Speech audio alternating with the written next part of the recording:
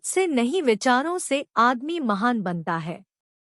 एक राजा था, वह बड़ा बलवान और लंबी चौड़ी कद काठी का था। वह संत महात्माओं का बड़ा सम्मान करता था। जब भी कोई संत महात्मा उसके राज्य में आते वह उनका आदर सत्कार अवश्य करता था। एक बार उसके राज्य में एक महान संत आए। जब राजा को उनके आने की खबर लगी तो राजा ने अपने सेनापति को सम्मान पूर्वक संत को लाने के लिए भेजा। सेनापति अपनी सेना के साथ सुंदर रथ लेकर संत को लेने पहुंचा।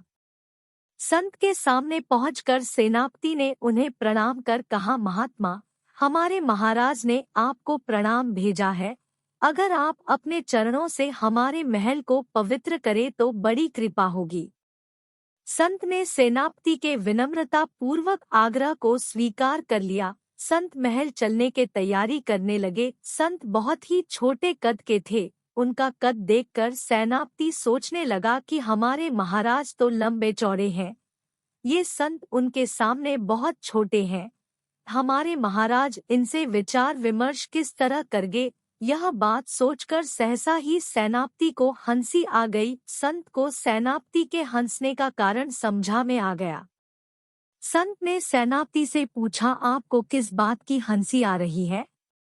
सेनापति ने सिर झुकाकर कहा, महात्मा, आप मुझे क्षमा करें। मेरे महाराज बहुत लंबे हैं और आपका कद बहुत छोटा। मुझे यह सोचकर हंसी आ गई कि आपको किसी ऊंचे स्थान पर चढ़कर महाराज से बात करनी पड़ेगी। संत हंसकर बोले, मैं जमीन पर ही आपके महाराज से बात करूंगा और मैं सिर उठाकर बात करूंगा और आपके महाराज सिर झुकाकर बात करेंगे। संत की बात सुनकर सेनापति को अपनी गलती का ज्ञान और संत की महानता का आभास हुआ। शिक्षा किसी व्यक्ति की महानता उसके कद से नहीं अपितु उसके ज्ञान, विचारों और सज्जनता से होती है।